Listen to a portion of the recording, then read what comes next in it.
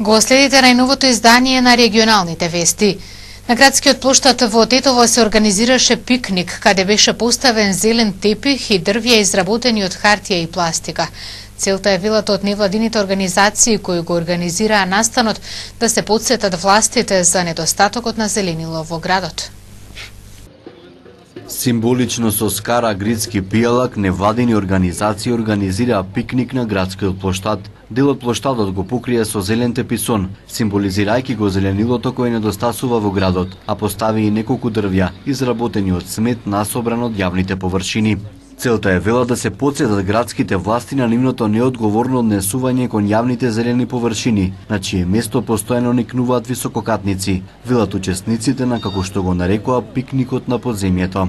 Нашата акција е да покриваме се тоа што е сиво со зелено, затоа што има многу малце зеленило во Тетово и ова е перформанс, доаѓа од тренингот уметноста за социјални промени. На пикникот имаше и членови на странски невладини организации. Истакна дека градот е неконтролирано и урбано силуван и при секое нивно доаѓање во Тетово забележуваат дека недостасува по некоја зелена површина, која е претворена веќе во огромно градилиште. This is why we are doing this because правиме ова акција бидејќи во градот нема простор каде што младите и луѓето може да се сретнат и да поминуваат убаво време меѓу себе. Во јануари годинава собранието го донесе законот за урбано зеленило, кој предвидува 25 метри квадратни зелена површина на еден жител и најмалку 20% зеленило на секоја градежна парцела. Во веќе изградени блокови според законот се прави компензација со поставување дрвореди и зеленило во жардинјери на покриви фасади. Но во пракса инвеститорите пред објектите кои ги градат не оставаат простор за зеленило, ниту пак ги раззеленуваат претходните изградени стамбени објекти. Колку за пример во Тетово има само 2 парка со површина од околу 2 градски стадиони, останатиот простор е асфалтиран и бетониран.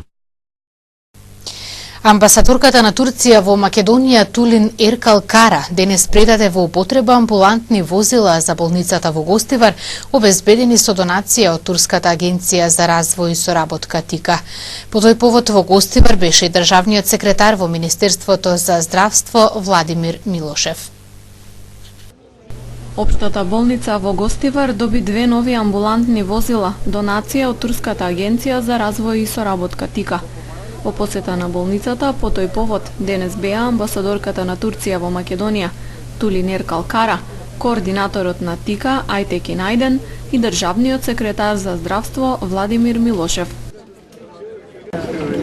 Ми представува огромна чест и задоволство денеска во свое лично име и во име на Министерството за здравство да искажам огромната благодарност до Канцеларијата за развој и соработка ТИКА за севкупната заложба за напредување за здравствената заштита во Република Македонија. Денеска со донацијата на 2 возила ќе се придонесе за навремено користење на здравствената заштита и полесен транспорт на пациентите од Гостивар и околината.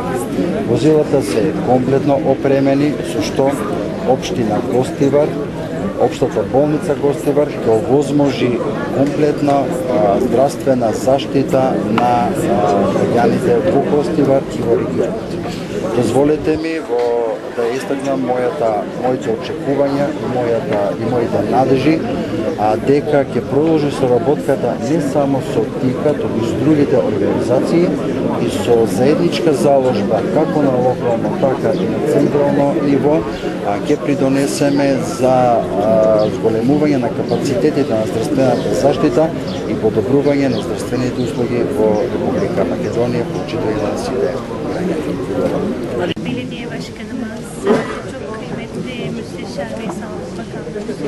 За потребата од нови амбулантни возила на болницата во Гостивар бевме информирани од сегашниот градоначалник Таравари. Во времето кога беше министер за здравство и ветивме дека ќе помогнеме. Турција ќе продолжи да обезбедува донации и да дава поддршка и понатаму.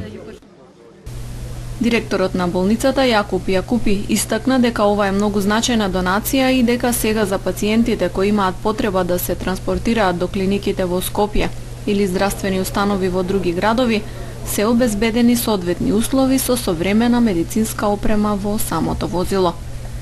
За донацијата се заблагодари и градоначалникот Арбен Таравари, кој пред посетата на болницата оствари средба со турската амбасадорка во својот кабинет.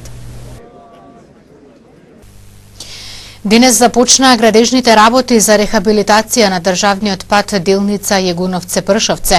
Активностите треба да завршат до 15 мај, до кога ќе биде воспоставен и посебен режим на сообраќај на овој патен правец.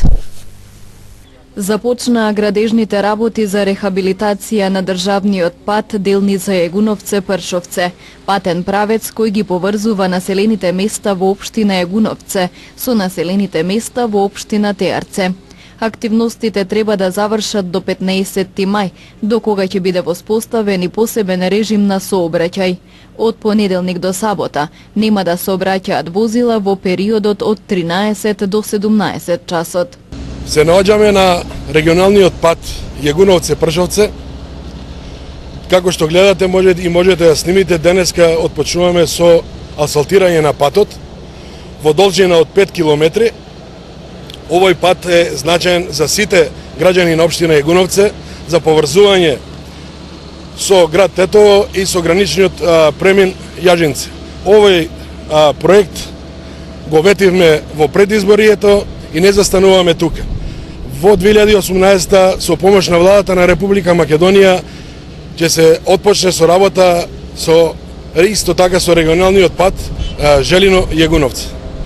Предвидениот рок за завршување на градежните работи е 15 мај. Од денеска почнуваме со финалната фаза на асфалтирање и според предвидената динамика планираме да завршиме до рокот кој што го имаме. Се работи на полна ширина, асфалтирана полна ширина од 6 метри во должина од 5 километри и ќе се работи во попладневните часови од 13 до 17 часот. Временниот режим на сообраќај ќе биде затворен во согласно со основниот проект за сообраќајно решение.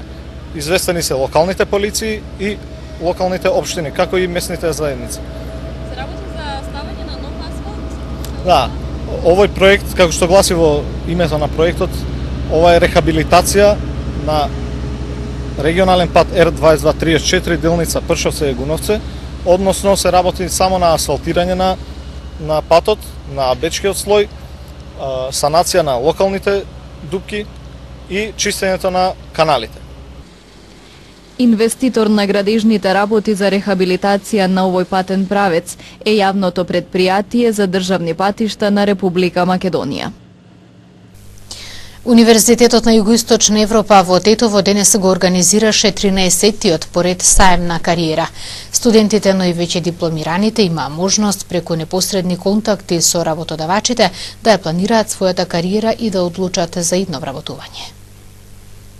Еден дел од студентите на Универзитетот на Југоисточна Европа наоѓаат вработување уште пред да дипломираат, а голем процент од оние кои дипломираат се вработуваат веќе во првата година. Овој успех се должи пред се на заложбите студентите да бидат во постојан контакт со компаниите како нивни потенцијални работодавачи. Во таа насока Универзитетот веќе 13 години организира саем на кариера. Бизнисот во Европа секогаш најголемите достигнувања ги постигнал благодарение на соработката со универзитетите, како пример за заеднички достигнувања, особено во рамките на клучните иницијативи на стратегијата Европа 2020. Во ова насока морам да го спомена фактот дека на последниот форум спонзориран од Европската комисија, помеѓу европските универзитети и бизнисот се идентификувани 3 цели кои се поставуваат како предизвици пред нас. Првиот предизвик се нашите заеднички напори за модернизација на наставните програми преку соработка, со цел да се надмине степенот на несовпаѓање на вештините и иновативните компетенции помеѓу дипломците и потребите на бизнисот. Втори се однесува за аспирацијата за зголемување на регионалната соработка преку така наречените паметни специализации или smart specialization кон регионален развој.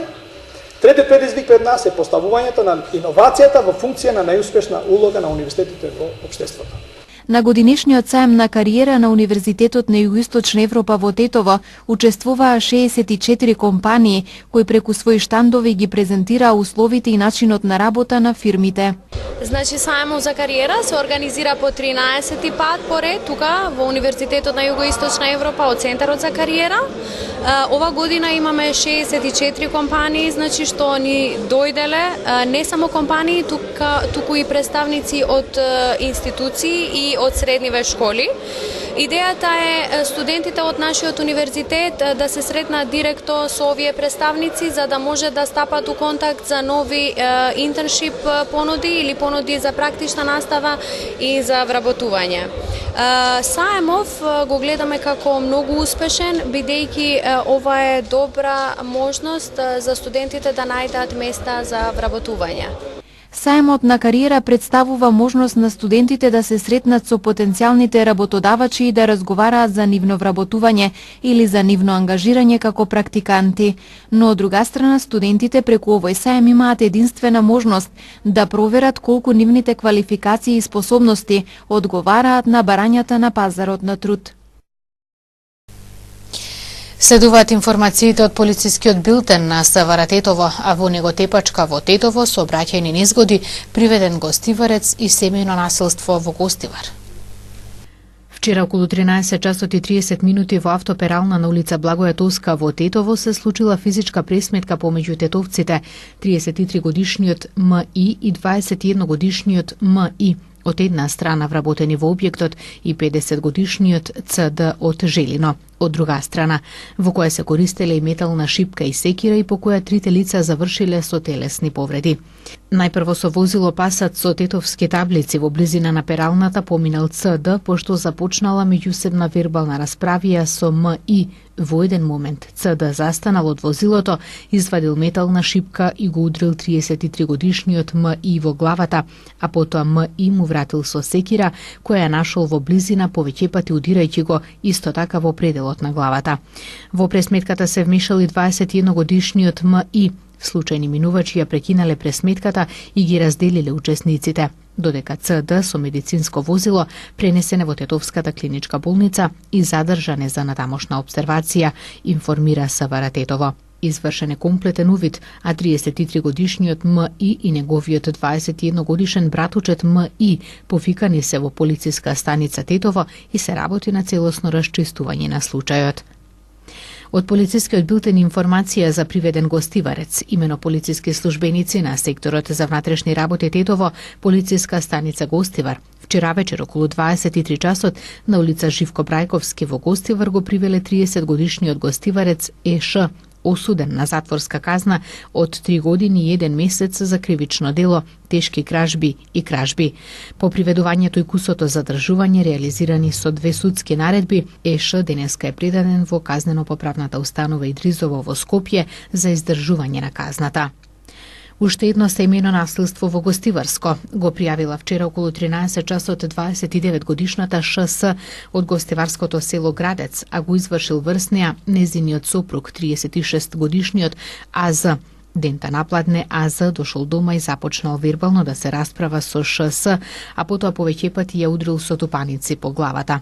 Кога паднала, продолжил да ја удира со клоци по телото. Пријавителката ШС успеала да стане, да избега и да се заклучи во бањата. Набрзо АЗ лишена од слобода и се превземаат мерки и активности за целосно расветлување на сите поединости поврзани со пријавеното. Следните информации од полицискиот билтен се за случајни сообраќајни незгоди. Првата вчера околу 21 часот, во која учествувале 2 патнички возила со тетовски регистерски таблици, Фиат Мареја, управуван од 51 годишниот ЕВ од Грубчин, и Опел Астра, што го управувал 69 годишниот ЕЗ од Горно Седларце. Во студирот тешки телесни повреди задобила сопатничката од Фиатот, 75 годишната ШВ од Грубчин, додека со телесни повреди завршиле уште 2 сопатници од истото возило и возачот и 3 сопатници од Астрата. Сите повредени пренесени се во Тетовската клиничка болница за укажување лекарска помош. Според првичните сознанија од увидот, причина за несреќата е недржење страна, а вкупната материјална штета се проценува на 80.000 денари. Втората сообраќајна незгода пак се случила на крстосницата на улиците Тодор Циповски Мирџан и Страшо Пинџур во Тетово вчера околу 9 часот, кога патничко возило Hyundai со тетовски регистерски таблици, управувано од 51 годишниот тетовец ДС, удрило во 70 годишниот пешак ЕС од Скопско Ласкарци.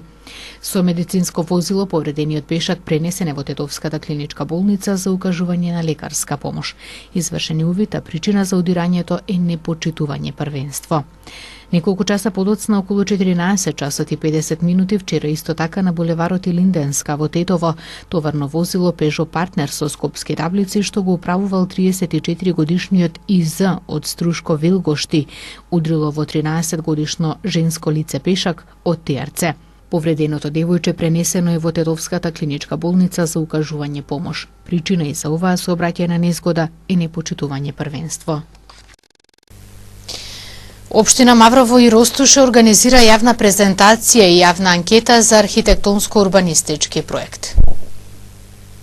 Општина Маврово и Ростуше објавува соопштение за организирање на јавна анкета со јавна презентација за архитектонско-урбанистички проект за формирање на градежна парцела на легализиран објект на дел од катастарска парцела број 1508/1, 1384/1, 1501/2, 1503/2, катастарска општина Скудриње.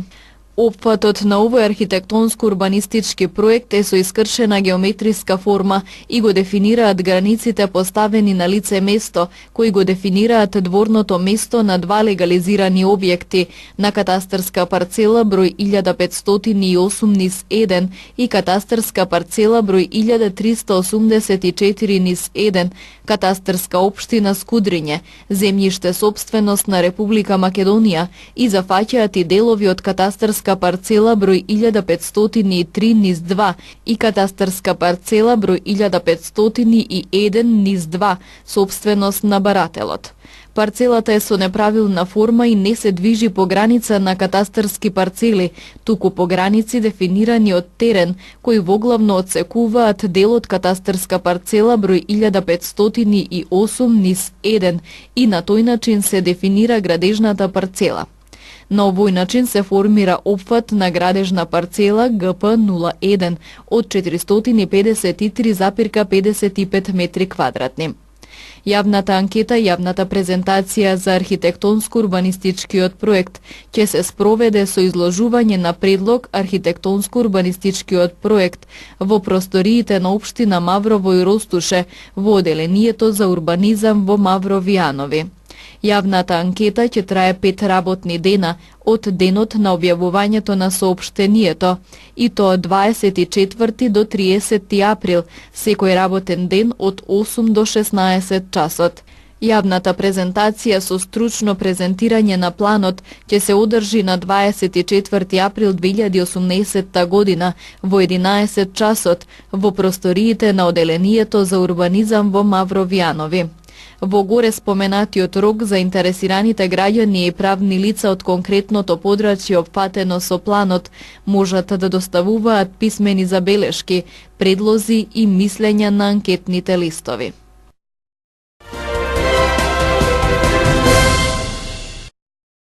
Извештајот на Европската комисија за напредокот на Македонија беше презентиран пред членовите на Собраниската комисија за европски прашања. Државата доби позитивна и безусловна препорака во извештајот за напредокот, но конечната одлука за датум за преговори треба да ја донесе Европскиот совет во јуни. Извештајот пред пратениците го презентираше евроамбасадорот Самуел Жбогар, кој порача дека за пофалба е политичката волја и заложбите на новата влада за краток период да ги спроведе дел од реформите. Премиерот Зоран Заев рече дека по одлуката за отпочнување преговори за членство во Европската Унија веднаш ќе почне да ја подготвува преговарачката структура. Извештајот од Европската комисија за 2018 година го потврди напредокот постигнат во имплементацијата на договорот од Пржино и итните реформски приоритети по раните парламентарни избори во декември 2016 година. Овие беа условите кои овозможија на Европската комисија да издаде неусловена или, како што вашата јавност претпочита да ја нарекуваат, чиста препорака за започнување на преговори за пристап. Работата која што беше завршена за да се постигне ова не треба да се потцени, особено ако ја споредиме со ситуацијата пред една година. Ова достигнување бараше политичка волја, одлучност и тешки компромиси. Потребно е да се попали владината коалиција, затоа што го поплачи патот за да се врати назад уназадувањето на реформите и што го инјектираше така нареченото чувство на да, ние можеме меѓу населението. Исто така треба да се пофали опозицијата за тоа што покажа посветеност кон европскиот реформски процес. Ова чиста, неусловена препорака од Европската комисија за почеток на преговорите на Македонија со Европската Унија и вратите што таа ги отвара, колку што се заслуга на граѓаните, на владата, на опозицијата, на парламентот, толку се и ваша, почитуван Самуел, но се и ваша лична заслуга, почитувани присутни амбасадори од земјите членки на Европската Унија. Благодарам на сите за досега сработеното и за подготвеноста да продолжиме да работиме заедно до конечна цел – членство на Македонија во Европската Унија од име на граѓаните на Република Македонија. Министерката за одбрана Радмила Шеќеринска очекува на престојниот самит на НАТО во јули во Брисел да бидат верификувани промените во Македонија и исполнувањето на најголемиот дел од поставените важни задачи.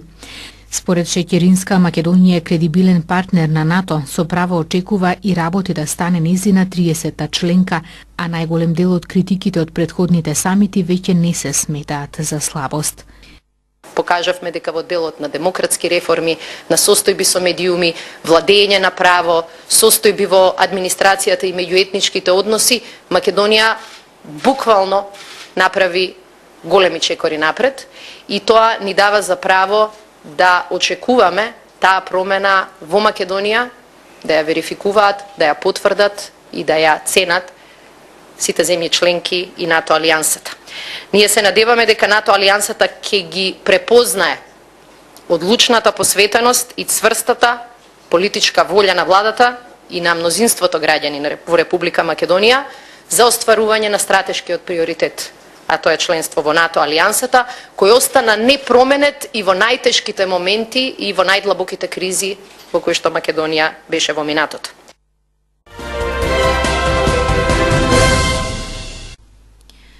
Десет луѓе се мртви, а 15 повредени во инцидентот што вчера се случи во најголемиот канадски град Торонто. Се уште не е утврдено дали станува збор за терористички акт или напад поради други причини. Инцидентот се случил вчера во 13:30 часот по локално време на раскрсницата на улицата Јонг и авенијата Финч. Возачот на комбито, 25-годишниот Алек Минасијан, бил уапсен неколку улици подалеку од местото на нападот и денеска треба да биде изведен пред суд. При апсењето вперил пиштол кон полицајците, но сепак не покал. Заменик шефот на полицијата во Торонто Питер Јуен изјави дека не може да каже која била причината или мотивот за нападот. Нападот се случил во време кога се користи паузата за ручек. Возилото било изнајмено од компанијата Rider System. Очевидец на настанот изјави дека возачот действувал планирано и сакал да ги убие сите, удирајќи во луѓе, хидранти, поштенски сандачиња. Неговото злосторство е последно во низата на масовни убиства во кое што напаѓачите во САД ја користат полуавтоматската пушка R-15, која со еден додаток може да се претвори во автоматска пушка. Американската полиција го уапси Тревис Рейнкинг, човекот кој во Нешвил уби 4 лица, откако гол упадна во ресторан. 29-годишниот Рейнкинг од округот Тазвил во државата Илиноис пред апсењето последен пат бил во неделата наутро облечен само во црни панталони. Тој до неодамна живеел во изнајмен стан во близина на ресторанот кој што работел 24 часа на ден.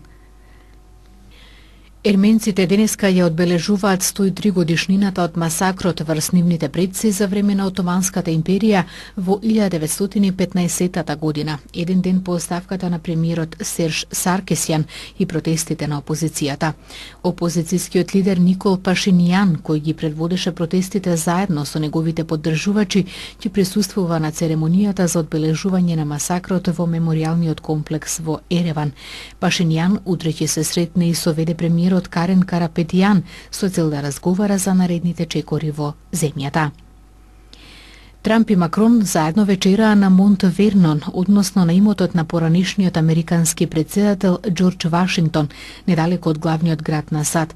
Авионот на францускиот претседател Емануел Макрон синоќа слета во воздушната база Енрус во близина на Вашингтон и во следните 3 дена ќе биде во официјална посета на Соединетите американски држави. Францускиот претседател Макрон е првиот странски челик кој што Трамп го прима во државна посета. Во воздушната база Макрон и неговата сопруга беа пречекани од францускиот амбасадор во САД Жерар Арау и американскиот шеф на протоколи, додека во Белата куќа свечено беа пречекани од Доналд и Меланија Трамп. Поранишниот американски претседател Џорџ Буш постариот е примен во болница во Хјустон поради инфекција која се проширила во неговата крв само ден по погребот на неговата сопруга Барбара Буш. 93 годишниот Буш бил примен во болницата Хјустон Методист, откако во саботата на погребот на неговата сопруга присуствуваше во инвалидска количка. Тие беа во брак 73 години.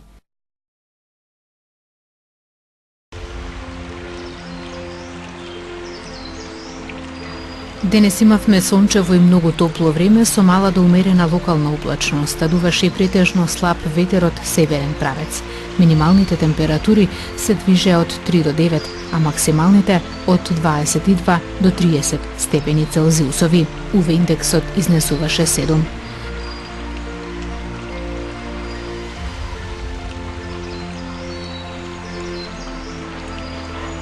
Утре не очекува сончево време со мала облачност, која попладне ќе се зголемува. Минималните температури ќе се движат од 2 до 6 степени, а максималните од 20 до 27 степени Целзиусови.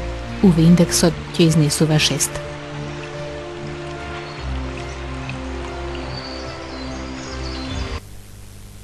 Овде ги завршувам денешните регионални вести. Благодарам што ги гледавте. Пријатно.